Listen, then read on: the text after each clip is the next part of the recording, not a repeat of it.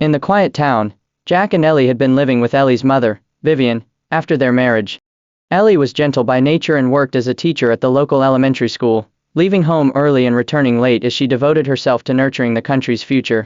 Jack, on the other hand, held a middle management position at a prominent company. His work was demanding but the pay was good.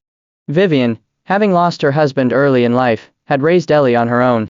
Strong-willed and independent, she still possessed a captivating charm despite being over 50. At first, the family lived harmoniously.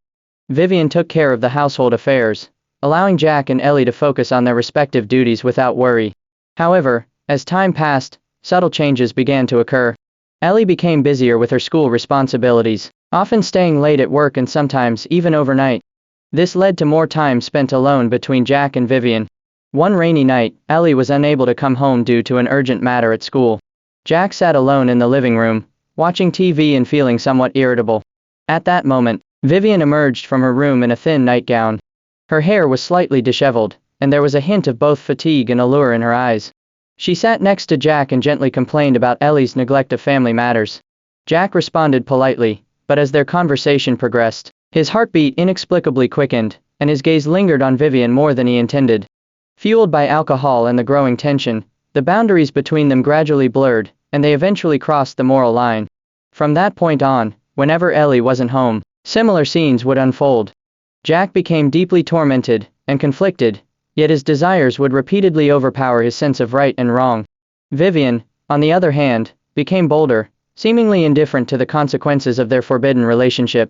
One day, Ellie unexpectedly returned home early from a training session at school. As she opened the door, the charged atmosphere and the disordered scene inside instantly made her realize what had happened.